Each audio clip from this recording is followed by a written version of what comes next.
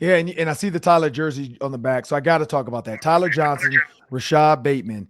You played with two of the best receivers in Gopher football history, man. What have you learned from them? Man, I learned so much from those guys, man. Literally, Bates in town still, and I'm built Bait every day. And every time Bates came up, we watched nothing but highlights of everyone. But those guys, like, well, those are my brothers, man. Those are my roller dogs. So what I learned from those guys, man, like Ty, especially his release game, his patience, his just how he reads his coverages. He know Ty knew the game inside and out, man. Ty was a great guy. And for Bates, how fast he plays, how his releases as well. Just these guys like really complete receivers, and that's something I took from these guys. When I got here, I was, don't get me wrong, I'm a great ball catcher, but for when it came to being a complete receiver and playing the game as a receiver, those guys did it well, and that's something I looked up to. So I learned nothing but great things from those guys. And I still watch film of those guys literally every day. The Minnesota stuff, the NFL stuff, I watch everything. So shout out to my dogs, man. 6 and 13 for sure. And still Demetrius Douglas too, man, who's a silent GOAT. So shout out to all those guys, man. And when you look at, this season, you got a chance to do something that a lot of Gophers wish they could have done. My senior year, I got a chance to win the Axe. What's different though, we didn't get to rush the field like you guys got to.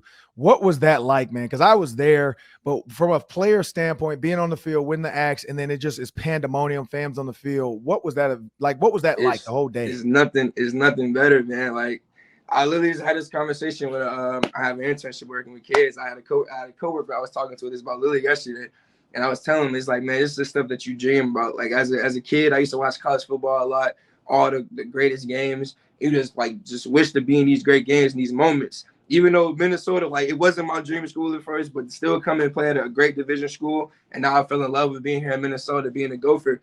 It's just something that you always dreamed of, man. Just seeing the final score go to zeros and seeing all these fans just rush and rush is nothing but full of love and joy that your team just won. It's something crazy, man. Especially winning the X, man. We love winning the X's. It's being rivals, and being a rival is just it's something that's just always a part of the game. It's nothing better than that, man. So that has been nothing exciting because even having the Penn State one and then getting the Wisconsin one this past year, having two field storms is something that some people never get to see and experience. So I'm nothing but blessed and grateful for it. Yeah, and and I got to create a little controversy out there. So I sent you a question about top 5 receivers. You don't have to put them in order. But if you had to pick, you don't have to put them in order because we don't want to create too much drama. But if you want to, go ahead. But in your mind, when you look at the record books and all this stuff, man, who are your top 5 Gopher receivers? My top 5, man. I gotta go with you, OG. I'm gonna go you. I'm gonna go Bate. I'm gonna go Ty. I'm gonna go E Decker. And then for what I'm about to do this season, what I believe I can do, I'm gonna put myself. Hey, I like it. I like it. See, that's where I was gonna go, man. Because when I see your game, man, and what a lot of people don't realize is you remind, and we just had this debate about Jake Reed. He played with Randy Moss and Chris Carter. Like that's where I see, like Jake Reed was 1,000-yard receiver in the NFL. He was good for 3 straight seasons. My producer Sam Exum reminded me of that. And then he got Randy Moss drafted to him, and so I feel like you're kind of that same. Like you had 3 years of great receivers, and so you just played your role, and now you're getting your chance to kind of step up and shine. And like for pound, man, watch you run fade routes, slants, aggressive power. Like I got to throw you up there. So I like that, man. I like that 5.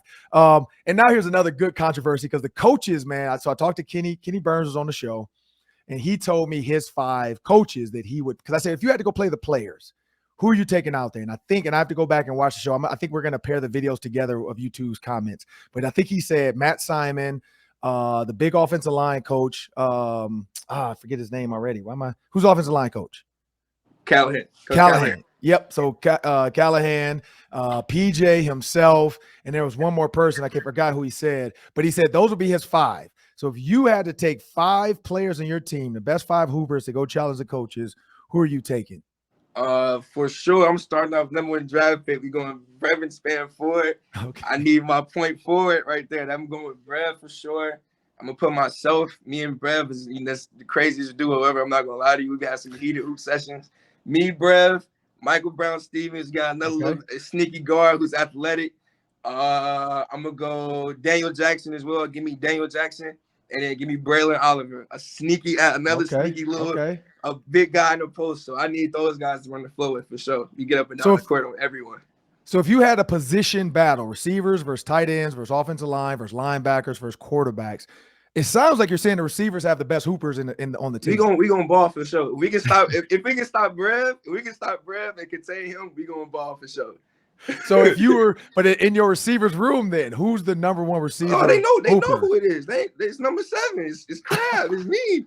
They know who Big Bro is when it come to hooping. Don't get me wrong, they got some hoopers in there, but they know what it is, man. I don't gotta say too much. When they bring up basketball, I don't have to say nothing because everyone knows already what's going on.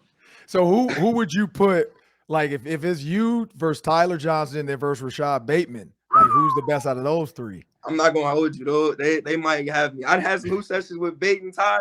Those they got it, man. They really got that for sure. But don't get me wrong, I competed with them. I got up there. I still did my thing, but I still put them above me for sure because I seen them do some unrealistic stuff while hooping and stuff on some summer nights. So, but I'm still up there with them though for sure. But because I was gonna say, like, would you, Bateman, Tyler, Brevin Spanford, I don't think there's another Big Ten football team that could beat you guys in basketball. I promise you it's not. If I could show you the sessions we've had, man, I'm telling you, we would win the Big Ten championship at basketball if the football team had a team. I'm telling you. I put all my bread on it. I like that. I like that because I think about Ty. I've seen Ty's highlights. I've seen Rashad Bateman's highlights. I got to check yours out. I've heard Brevin can hoop. So yeah, like that would be a Big Ten championship from a football basketball standpoint. We literally come to blows when we come to basketball. We argue, we fight up and down.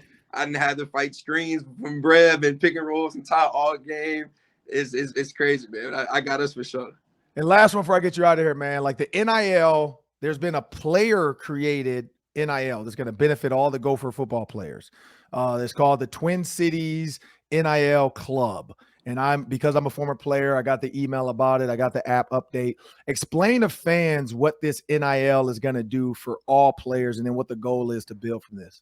Oh, yeah, for sure. It's just I love that what NIL has done for all the players around the world. It gives us a chance to make some money and make some cool things off our names and get us out there. But for this experience, it gets the fans around the team more, connects us with our fans more. You get to come and hang out with us, whether it's virtually or come see us in person or whatever.